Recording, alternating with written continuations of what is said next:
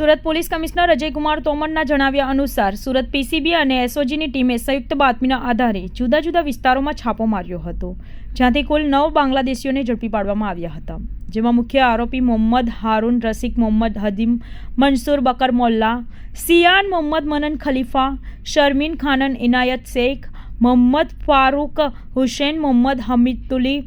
મોહમ્મદ આલમ મંડળ, કાઝોલી બેગમ, મોહમ્મદ નાસિર સરદાર, મોહમ્મદ રાણા યાક્તા મોલ્લા,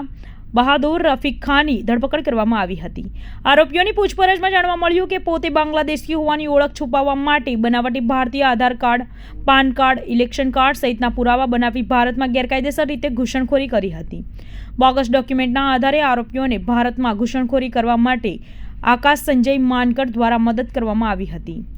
આકાશ માનકરે જે બાંગ્લાદેશીઓને બોગસ ભારતીય આધાર કાર્ડ પુરાવો બનાવી આપ્યા છે, આ હકીકત ધ્યાને આવતા કડોદરા ખાતે રહેતા અને શ્રી ગણેશ એન્ટરપ્રાઇઝ નામથી એજન્સી ધરાવતા આકાશ સંજય માનકરની પણ ધરપકડ કરાઈ હતી।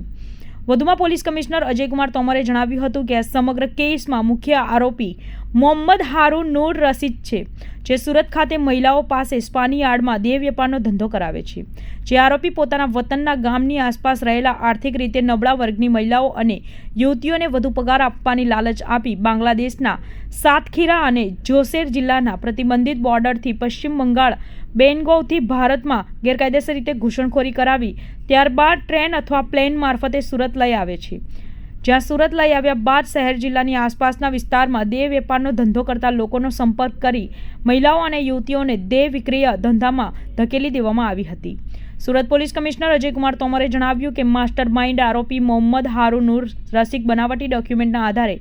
ભારતીય પુરાવા બનાવી બેંક એકાઉન્ટ ખોલાવે છે। આ બેંક એકાઉન્ટ ખોલાવી વાહનોની લોન મંજૂર કરાવે છે। માસ્ટર માઇન્ડ આરોપી દ્વારા હમણાં સુધી 3 જેટલા મોટા વાહનોની લોન લઈ ખરીદી કરવામાં આવી છે। આ તમામ આરોપીઓ વિરુદ્ધ હાલ સુરતમાં સરથાણા, લાલગેટ, પાંડેસરા, મૈદરપુરા, ચોક બજાર અને ઉત્તરાયણ પોલીસ મથકમાં 7 અલગ અલગ ગુના નોંધાયા છે,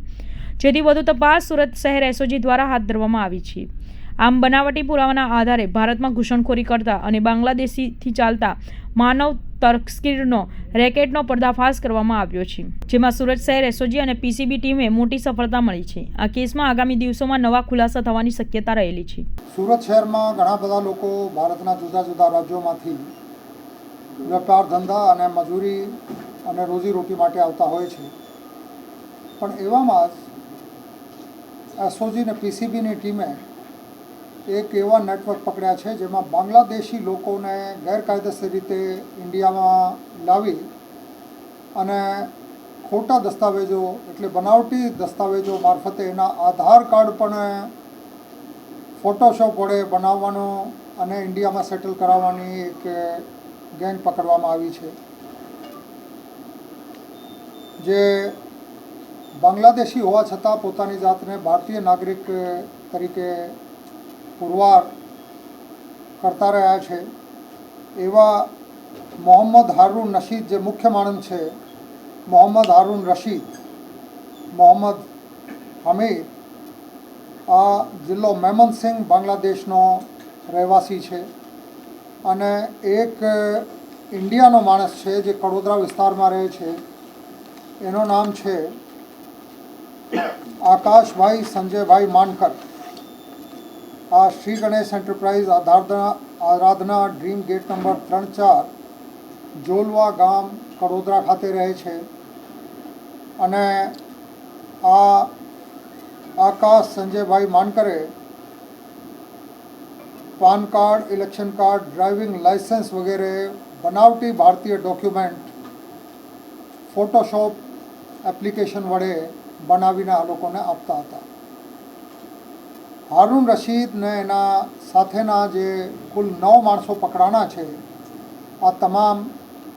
બાંગ્લાદેશના જુદા જુદા જિલ્લાઓ જેવા કે મેમનસિંહ, નોરાઇલ,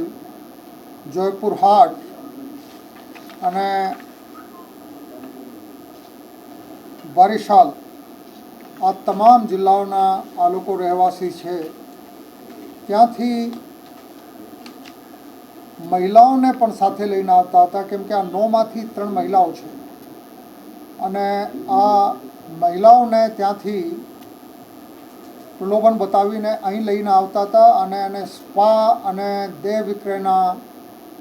ગેરકાયદેસર ઇમોરલ ટ્રાફિકના ધંધામાં આ મહિલાઓના દુરુપયોગ કરતા હતા. આ લોકોનો જે મોડસ ઓપરેન્ડી એવી રીતે હતો કે એક જસ્ટ ડાયલ કરીને વેબસાઇટ છે, એના મારફતે